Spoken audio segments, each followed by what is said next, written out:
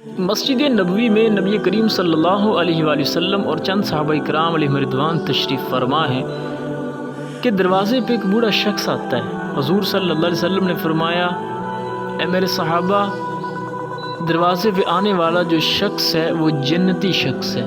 صحابہ کرام علیہ رضوان حیران ہوئے کہ دیکھیں تو صحیح آخر آنے والا کون ہے۔ جب دروازہ کھولا گیا تو دیکھا کہ ایک بوڑھا شخص ہے جس کی حالت ایسی ہے کہ جس طرح تازہ وضو کیا ہو، تازہ وضو کے اثار نمایاں ہیں، اور اپنا جوتا بغل میں لیا ہوا ہے۔ وہ حضور صلی اللہ علیہ وسلم کے پاس کچھ دیر بیٹھا رہا اور پھر رخصت ہو گیا۔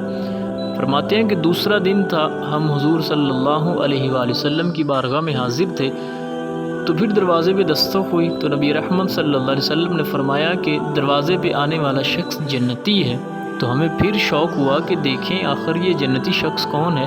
جب دروازہ کھولا گیا تو کل والا شخص ہی آج بھی کھڑا تھا، اور آج بھی حالت ایسی ہی تھی جیسی کل تھی۔ اثار وضو جو ہے وہ نمایاں تھا اور بغل میں جوتا دبایا ہوا تھا۔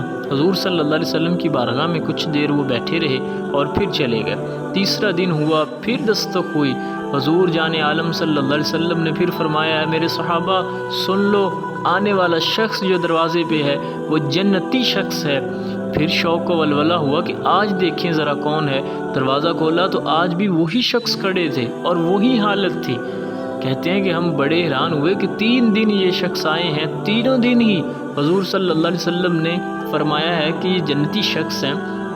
تو فرماتے ہیں کہ وہ حضور صلی اللہ علیہ وسلم کے باہر جتنی دیر چاہا بیٹھے رہے اور پھر اپنے گھر واپس جانے لگے، تو ایک صحابی رسول ان کے پیچھے ہو لیے اور عرض کی، حضور کہ آپ مجھے مہمان نہیں بنا لیتے؟ کیا میں چند دن آپ کے ساتھ رہ سکتا ہوں؟ تو انہوں نے کہا کہ کیوں نہیں، مہمان تو اللہ کی نعمت ہوتی، آپ جتنی دیر چاہیں میرے ساتھ رہ سکتے ہیں۔ لیکن وہ کہتے ہیں کہ میں اس نیت سے ان کے ساتھ چلا تھا کہ آخر دیکھوں تو صحیح کہ ان کا ایسا کون سا عمل ہے جو یہ کرتے ہیں جس کی بنا پہ 3 دن یہ آئے ہیں، تینوں دن اللہ کے رسول صلی اللہ علیہ وسلم نے جنت کی بشارت عطا فرمائی ہے، تو میں دیکھوں یہ عمل کون سا کرتے ہیں۔ فرماتے ہیں کہ میں ان کے ساتھ چلا گیا، رات ہوئی تو نماز عشاء کے بعد ہم سو گئے۔ فرماتے ہیں کہ میں بھی چادر لے کے اوپر سو گیا، لیکن میں سویا نہیں تھا، میں چادر کا پلو ہٹا کے دیکھتا کبھی کبھی کہ دیکھوں تو صحیح رات کو اٹھ کے کون سی عبادت کرتے ہیں۔ لیکن فرماتے ہیں کہ ساری رات گزر گئی، وہ نہ اٹھے، سوئے رہے۔ ہاں ایک چیز تھی، جب وہ کروٹ لیتے تھے تو اللہ کہا کرتے تھے۔ فرماتے ہیں پوری رات گزر گئی تو میں نے سوچا کہ شاید میری وجہ سے آج انہوں نے کوئی اپنا عمل چھوڑ دیا۔ صبح ہوئی تو وہی معمول کا کام تھا، اور رات کو میں پھر اس انتظار میں تھا کہ دیکھوں کہ کون سا عمل یہ چھپکے کرتے ہیں۔ تو کہتے ہیں رات ہوئی، ہم سو گئے، لیکن میں نہ سویا اور میں چھپکے دیکھتا رہا کہ یہ کون سا عمل کرتے ہیں۔ اسی طرح دوسری رات بھی گزر گئی، کوئی مجھے عمل نظر نہ آیا سوائے اس کے کہ جب وہ کروٹ لیتے تو اللہ کہتے۔ تیسرا دن اور رات آ گئی۔ فرماتے ہیں یہی معاملہ رہا۔ جب رات گزر گئی تو صبح میں نے ان سے کہا کہ حضور میں آپ کے ساتھ جو یہاں رہنے آیا تھا، اس میں میرا یہ مقصد تھا کہ میں دیکھوں کہ آپ کون سا عمل کرتے ہیں، کیونکہ آپ 3 دن مسجد نبوی میں تشریف لائے، تینوں دن ہی اللہ کے نبی صلی اللہ علیہ وسلم نے فرمایا کہ آنے والا شخص جنتی ہے۔ حضور میں تو آپ کا عمل دیکھنے آیا تھا کہ آپ کون سا عمل کرتے ہیں، لیکن 3 دن اور 3 راتیں آپ کے ساتھ گزار چکا ہوں، لیکن مجھے کوئی عمل نظر نہیں آیا۔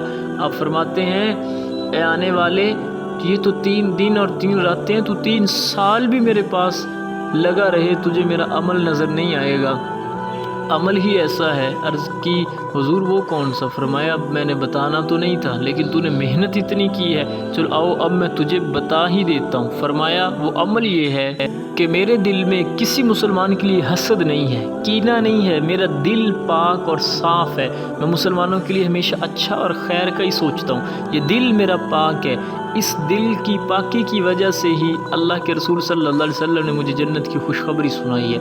دل کا پاک ہونا یہ جنتیوں کی علامت ہے۔ اس حدیث پاک سے ثابت ہوا اپنے دلوں کو مسلمانوں کے حسد، کینہ، بغض سے ہمیشہ پاک رکھیں اور اپنے دوسرے مسلمان بھائی کے لیے ہمیشہ خیر کی بات سوچیں۔